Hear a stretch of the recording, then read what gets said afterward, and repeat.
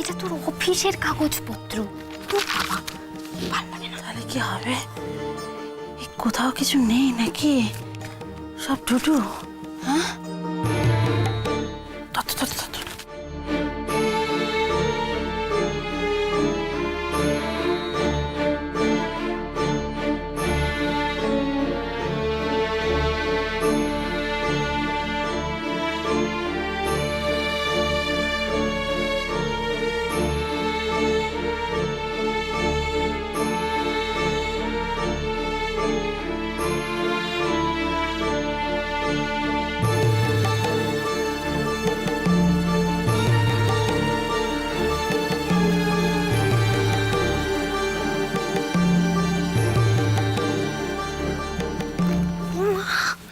আরে বাবা, শোনো মা, আমরা এখানে কিছু পাই বা না পাই, বাবা যদি এখানে চলে আসে তাহলে কিন্তু আমাদের ঠিক পেয়ে যাবে।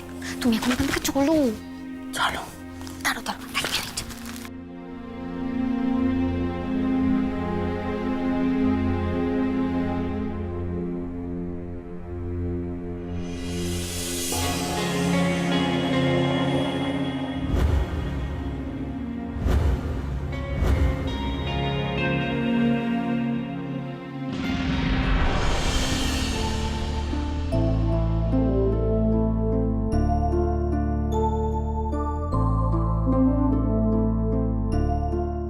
Krish?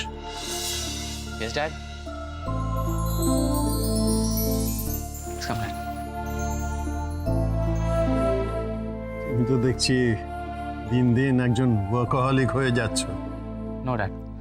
Dad, তুমি এত কষ্ট করে এসবি গার্মেন্টসকে যে জায়গায় দাঁড় করিয়েছো, সেই জায়গাটাও তো আমাকে ধরে রাখতে হবে। আমি এসবি গার্মেন্টসকে নাম্বার 1 পজিশনে নিয়ে যেতে চাই। হ্যাঁ, আমি তোমার এই কথাটা অস্বীকার করতে পারছি না, কিন্তু কি জানো তো, আজ এই বয়সে পৌঁছে একটা কথা আমার খুব বেশি করে মনে হয়, কাজ, সাফল্য, উত্তরণ, এই সব কিছুর বাইরেও কিছু আছে। দেখো, জীবনে সাফল্যের সিঁড়িটা বেয়ে উঠতে উঠতে তুমি একদিন যদি হঠাৎ দেখো যে তোমার কাছের মানুষগুলো তোমার পাশে নেই, তখন খুব ফাঁকা লাগে। তখন এটা প্রমাণিত হয়ে যাবে যে তুমি একজন সাকসেসফুল বিজনেসম্যান হয়তো হতে পেরেছো, কিন্তু একজন সফল মানুষ হতে পারোনি। তখন চারপাশটা খুবই ফাঁকা লাগে, জানো তো, নিজেকে বড় একা লাগে। ড্যাড, তুমি এইসব ভাবছো কেন? আমরা সবাই তোমার পাশেই আছি, ড্যাড। আমি, মম, দি, ঠাম্মা। দুলাল নেই কৃষ, দুলাল নেই। আজ একটা কথা আমার কাছে ভীষণ সত্যি হয়ে দাঁড়িয়েছে, জানো, এই পৃথিবীতে কোনো কিছুর বিনিময়ে আমি দুলালকে আর খুঁজে পাবো না, তাকে ফিরে পাবো না। আজ যখন এসবি প্লাজার সামনে আমি দাঁড়াই, তখন আমার কি মনে পড়ে জানো? মনে পড়ে গ্রামে থাকতে আমি আর দুলাল একসঙ্গে একটা স্বপ্ন দেখতাম, খালি আলোচনা করতাম যে গঞ্জের বাজারে আমাদের একটা জামা কাপড়ের দোকান হবে, সেখানে পুরুষ, মহিলা, বাচ্চা সবার জন্য আমরা জামা কাপড় রাখবো। সবাই আমাদের দোকানে আসবে, জিনিস কিনবে, আমরা নিজেদের হাতে সেই দোকানটা সাজিয়ে তুলব। আজ আমার স্বপ্নের সেই এসবি প্লাজা হলো, কিন্তু কৃষ, দুলালের সেই স্বপ্নের দোকান, তার স্বপ্নটা তো আমি পূরণ করতে পারলাম না। ও, আমি বোধহয় একটু বেশি ইমোশনাল হয়ে পড়ছি। সরি, অনেক রাত হয়েছে, দেরি করো না, এবার ঘুমিয়ে পড়ো। শোনো, তোমার ড্যাড না তোমাকে ডেকে একটা অন্যায় আবদার করতে পারে। ড্যাড, তুমি কি আর কিছু বলতে চাও? ইয়েস মাই সন, জীবনে নিজের ইমোশনগুলোর জন্য একটু জায়গা রেখো। অ্যান্ড another থিং ইজ, একটা কথা ডেফিনেটলি চেনো, আমি তো তোমার বাবা। যা কিছু করব তোমার ভালোর জন্যই করব, এটা মনে রেখো।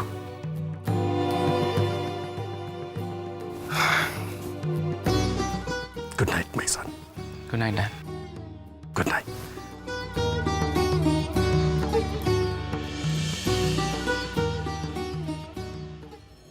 আজকে কি খেয়েছি জানো? মটন বিরিয়ানি। কি বললাম? মটন বিরিয়ানি। এখনো হাতে গন্ধটা লেগে আছে। ভালোই তো চালাচ্ছ বা।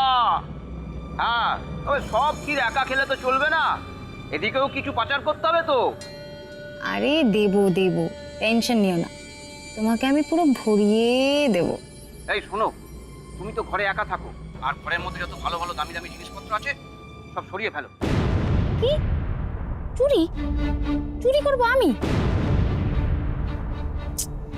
আর কিছুদিন পর এই বাড়ির আমি বউ হব। ভালো কথা বলছি, হাতের কাছে যা পাচ্ছ সব সরিয়ে ফেলো। তাহলে কিন্তু আমি ছোট ছোট জিনিস সরাবো। হ্যাঁ, আচ্ছা, ঘরে কিছু ছোট ছোট দামি জিনিস আছে, তাহলে আমি সেইগুলোই প্রথমে সরাবো। আর হ্যাঁ, ওই বাড়ির বউ হয়ে গেলে কিন্তু আমায় ভুলে যাও না।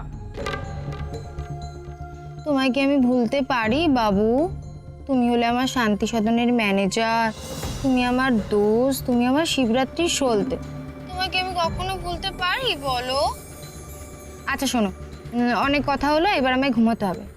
কাল সকালে উঠে আমায় ফুল টু ড্রামা করতে হবে। কাল সকালে উঠে সত্যি সাথী হয়ে সবাইকে তাক লাগাতে হবে।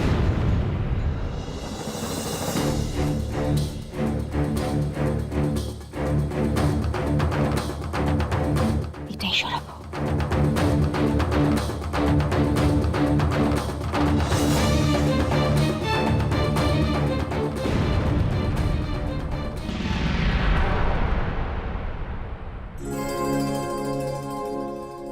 এই নে, কাল রাত্রে আমি চার্জে বসে দিয়েছিলাম, তুই তো নিয়ে যেতেই ভুলে যাচ্ছিস। ভুলবো কি করে? তুই তো আছিস আমাকে মনে করিয়ে দেওয়ার জন্য। আমার সোনা বোন না তুই?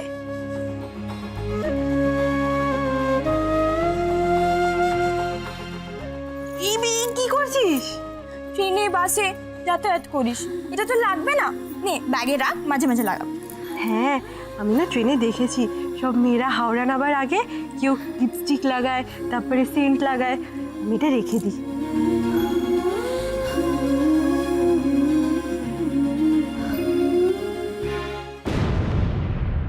এই দিদি বলছি, শোন না, আমার না পেনে কালি ফুরিয়ে গেছে, তোর পেনটা একটু দিবি রে। এই আমার ব্যাগে কেন হাত দিচ্ছিস? আমি দিচ্ছি তোকে। কি ব্যাপার? তোর ব্যাগের দিকে কেউ এলেই তুই একেবারে তেড়ে তেড়ে আসছিস যে? কালকে অফিস থেকে আসাইস তো দেখছি ব্যাগটা একেবারে আগলে আগলে রাখছিস কেন? কি আছে ব্যাগে? দেখা দেখা দেখা, ব্যাগে কি আছে দেখা, না হলে কিন্তু তোকে আজকে অফিসে যেতে দেবো না আমি। দেখা। ও গণেশ দাদা, আমায় বাঁচাও গো। এই ব্যাগ আমি কাউকে দিতে পারবো না। এই ব্যাগে বাড়ির কারো হাত পড়লে আমার বাবার যে দুঃখের শেষ থাকবে না। বাঁচাও গণেশ দাদা, বাঁচাও। এই ব্যাগটা দে। তোর পেন লাগবে, আমি দিচ্ছি। ব্যাগটা দে না। খবরদার! একদিনও যদি তোকে আমি দেখেছি যে তুই রাধা মায়ের ব্যাগে হাত দিয়েছিস, তাহলে তোর একদিন কি আমার একদিন। মা দেখলে তো। কি হলো গো? কি হলো? ওকে তর পাচ্ছ কেন? কেন ওকে তর পাচ্ছ? আমি বলেছি ব্যাগটা নিতে, বলবো না? তোমার জোয়ান সমস্ত মেয়ে আগলে আগলে রেখে কলকাতার রাস্তা রাস্তা কেন ঘুরে বেড়াচ্ছে সেটা আমার জানার দরকার নেই। না নেই, রাধামা আমার বড় হয়েছে, এখন ওর ব্যাগেও যা খুশি তাই রাখতে পারে, সেটা তোমার দেখার কোনো অধিকার নেই। রাধামা, তুই কাউকে তোর ব্যাগ দেখাবি না, আমি তোকে বলে দিচ্ছি। জামা দেরি হয়ে যাচ্ছে, যা বেরিয়ে পড়, ট্রেনটা মিস করবি। জামা। হ্যাঁ বাবা। দুঃখা দুঃখা দুঃখা।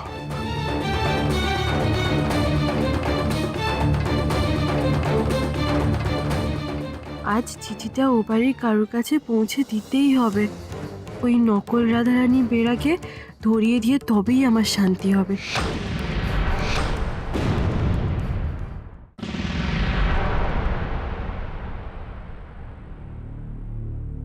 সকালবেলা উঠে সব গেল কোথায়? কাউকে তো দেখছিও না।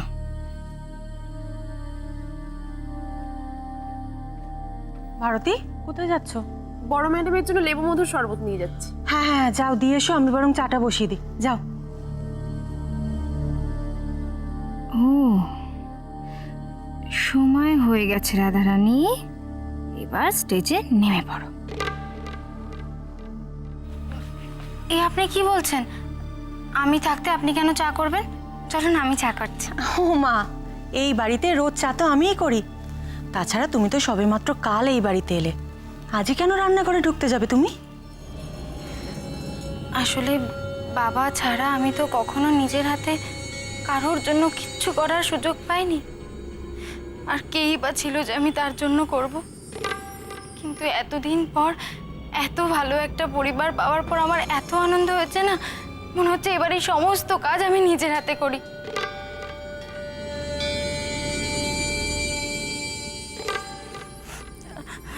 আসলে আপনারা আমাকে এত অল্প সময়ের মধ্যে এত কিছু দিয়েছেন, আমি তো আপনাদের কিছুই দিতে পারছি না। তাই আমার মনে হয় যে আপনাদের যদি কোনো কাজে আসতে পারি তাহলে আমার জীবনটা সার্থক হয়। আপনারা যখন আমাকে এতটা আপন করে নিতে পেরেছেন, তখন আমিও পারবো কিছু না কিছু করতে আপনাদের জন্য, কৃষ্ণবাবুর জন্য।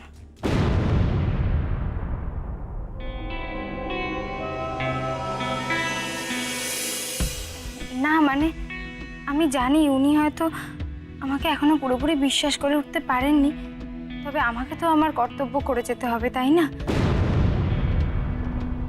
আমাকে বলে দিন না এখানে কে কি খান, কার জন্য কি রান্না করব। আচ্ছা, তুমি যখন রান্না করতেই চাইছো, এক কাজ করো, তুমি সকালে চা কফিটা করো। কিন্তু হ্যাঁ, ব্রেকফাস্ট একা হাতে করলে চলবে না, আমরা কিন্তু তোমাকে হেল্প করব। একদমই তাই, আমি আপনাকে কোথায় কি রাখা আছে সব দেখিয়ে দিচ্ছি। আসুন আমার সঙ্গে। এসো। এক মিনিট। এ বাবা, আমি এ কি অনাচার করে ফেললাম? ঠাকুর, আমার বাপ নিও না ঠাকুর। এই রাধারানী, এসব কি কথা বলছো তুমি? হ্যাঁ, কি অনাচার করে ফেলেছো? কি হয়েছে তোমার?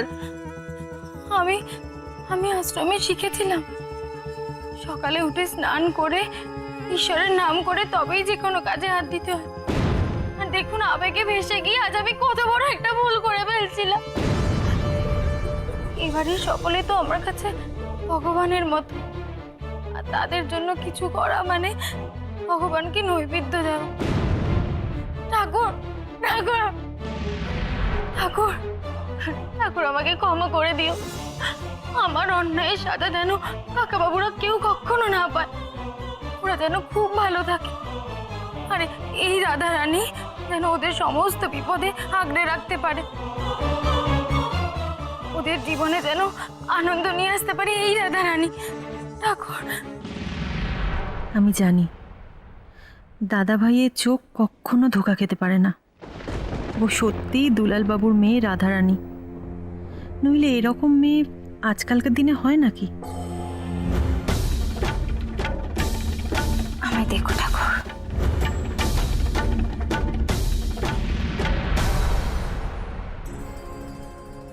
গণেশ দাদা, তুমি আমাকে শক্তি দাও। আজ যেন আমি ওই চিঠিটা ঠিক মানুষের হাতে পৌঁছে দিয়ে ওই নকল রাধার মুখোশ খুলে দিতে পারি।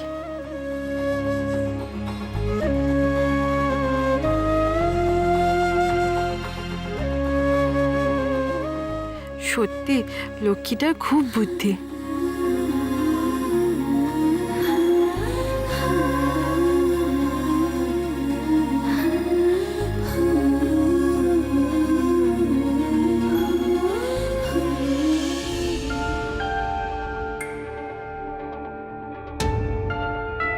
ছোট বৌমা, রাধা মা ওখানে উনুনের কাছে কি করছে আর তোমরা এখানে দাঁড়িয়ে আছো? কি করব ম্যাডাম বলুন, রাধা ম্যাডাম তো কাউকে কিছু করতেই দিচ্ছেন না। সকালবেলা স্নান সেরে চা থেকে শুরু করে এই বাড়ির সকলের জন্য উনি সবকিছু একা হাতে করছেন।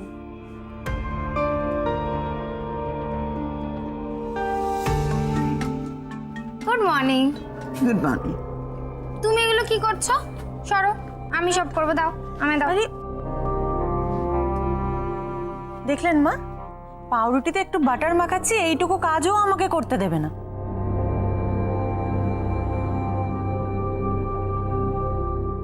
কিন্তু রাধামা, আমার শুভ জানতে পারলে যে ভীষণ বকাবকি করবে। কাকাবাবু একটুও রাগ করবেন না, বরং খুব খুশিই হবেন আমি রান্না করেছি শুনলে। হ্যাঁ, তা হবে, কিন্তু জানো তো আমরা বকুনি খাবো। তোমাদের বকা দিলে আমি তোমাদের বাঁচাবো ঠাম্মা। তোর মুখে না এই ঠাম্মা ডাকটা শুনে মনটা আমার একেবারে ভরে গেল রে। কাল থেকে যে আমারও মনটা আনন্দে ভরে আছে ঠাম্মা, বিশ্বাস করো আমি তোমাদের বলে বোঝাতে পারবো না। আমার তো কাল সারা রাত আনন্দের চোটে ঘুমই হয়নি গো। তোমাদের যে আমি খুঁজে পাবো এটা আমি কোনোদিন ভাবিনি গো ঠাম্মা। আমি আর তোমাদের ছেড়ে কোথাও যাব না, কোথাও যাব না আমি। ইস, কি মিথ্যে কি মিথ্যে, সকালবেলা উঠে কি মিথ্যেটাই না বলে যাচ্ছে। তুই আমাদের ছেড়ে যাবি কি রে? আরে তুই যে আমাদের নাত বউ হবি।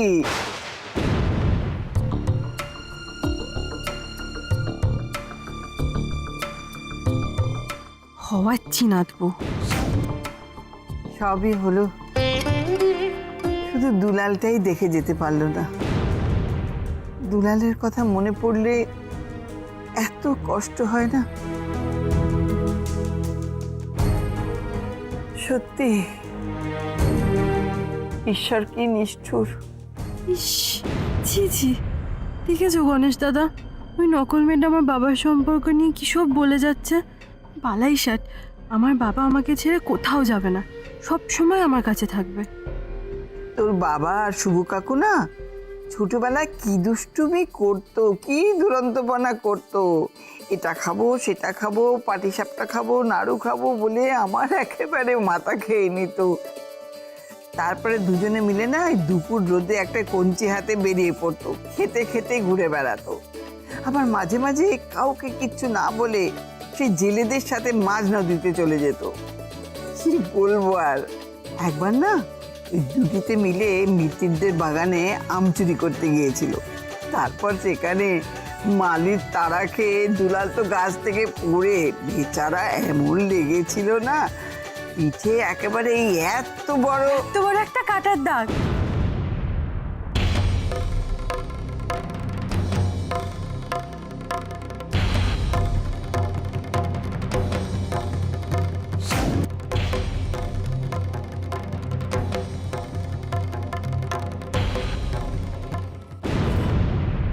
কিন্তু তুমি কি করে জানলে মা?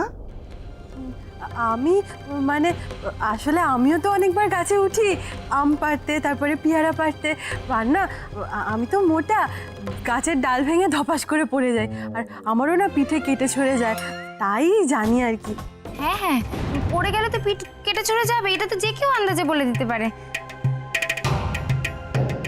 আমি ওই আমচুরি গল্পটা শুনেছিলাম গো ঠাম্মা, আর বাবার পিঠে ওই দাগটা অনেক দিন ছিল, আমি ছোট্টবেলায় দেখেছি।